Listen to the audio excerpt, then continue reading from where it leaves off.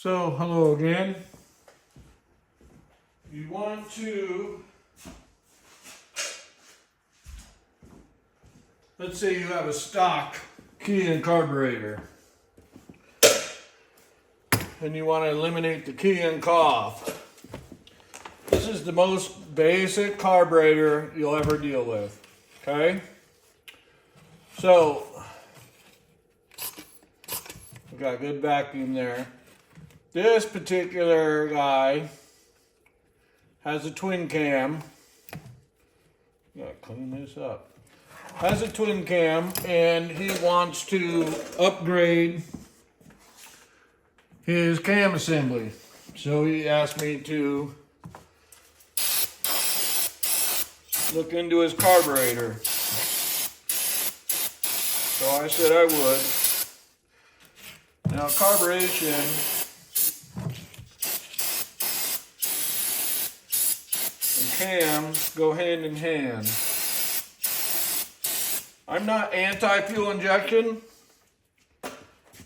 Not anti-fuel injection. I just, when you buy fuel injection,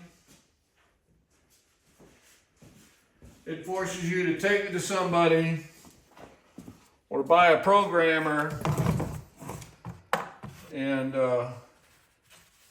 it can be more headache than what it's worth in a lot of cases. So I had a fuel injected dirt bike that was really a lot of fun, and I bought a programmer for it, and I'm very familiar with three-dimensional mapping. So these are Phillips screws, but this is what's called a P2S. It's basically a Phillips. It has little ribs that run back and forth down the line. It's specially designed for Phillips screws on carburetors, okay? You can use a standard Phillips screwdriver,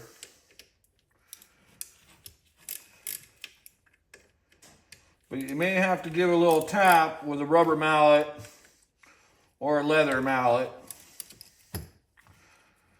to get the screws to come free, especially when you do the floats. Now, one of the things I do is when we go back together, we're going to change the bottom float screws. But for now, we're going to take this apart and see what kind of jetting is in it.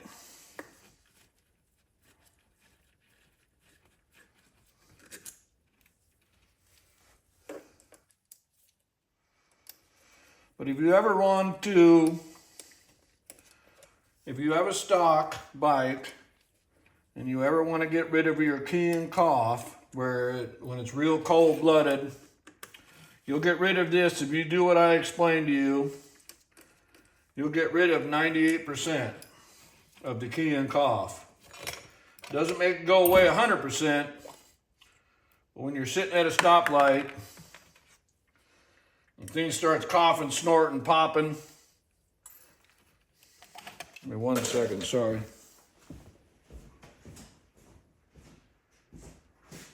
So, again, I'm not anti-fuel injection. Just it puts you in their world. And I don't like being in their world. I want to be in my own world. I want to play with stuff. I want to do stuff my way.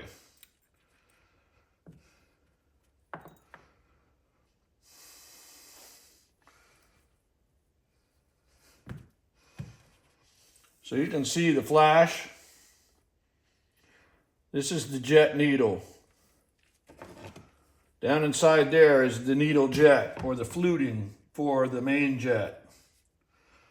But see all this flash? How it's kind of charred a little bit? Somebody changed this needle. That's not a factory needle. What did they put in there? I'll have to get my magnifying glass out when I stop filming this section. But the best way to do this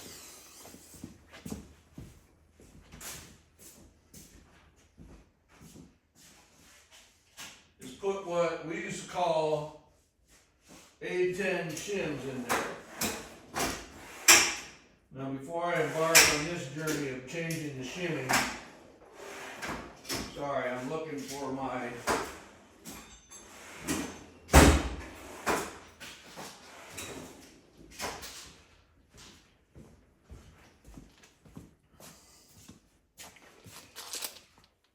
So this is a Screaming Eagle tuner kit. This works with all CV carburetors. I have no idea if you can get this anymore. I've had this probably since my second year as a motorcycle technician for Harley. But this is what you want. If you want to get rid of the Keihin cough, 98%. Is that little washer right there.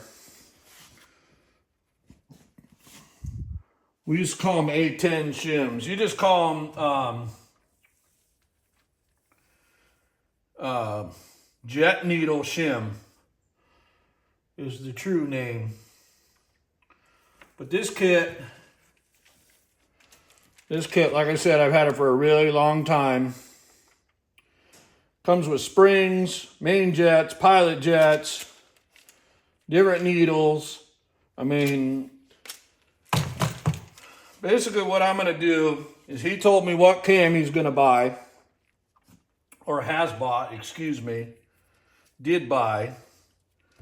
And what he bought. And so I'm going to tune his bike, his carburetor, to his new cam. I read the specs on it. So usually, if I'm gonna do this for a 100% stock bike, I'm gonna take 2 of these jet needle shims. What's it got in there? That's an N8. All right, so the N8,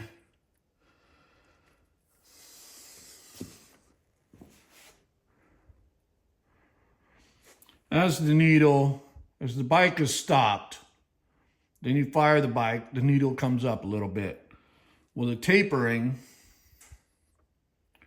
makes it richer and richer and richer.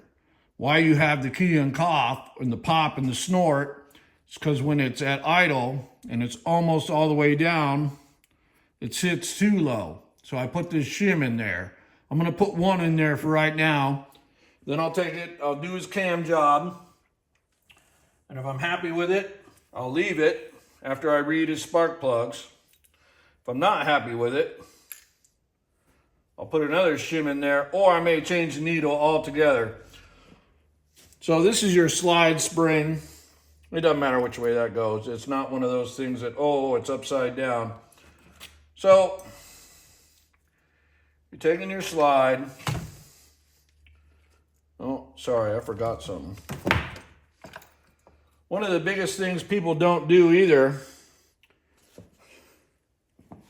is you want your slide to react faster is you drill this hole. So there's 2 holes, one where the jet needle goes in, and then this is a, how would you call it? It's an atmospheric hole. It allows pressure to go to the top or the diaphragm. Now, I can already see somebody's drilled this, but let me go to my magic book because I don't memorize everything anymore. I used to know way more than I probably should, but I haven't, since I've been out of the industry, I kind of stopped memorizing everything. So now I was smart enough before I left the industry to write all my information down, because I knew one day I would forget it. So bear with me.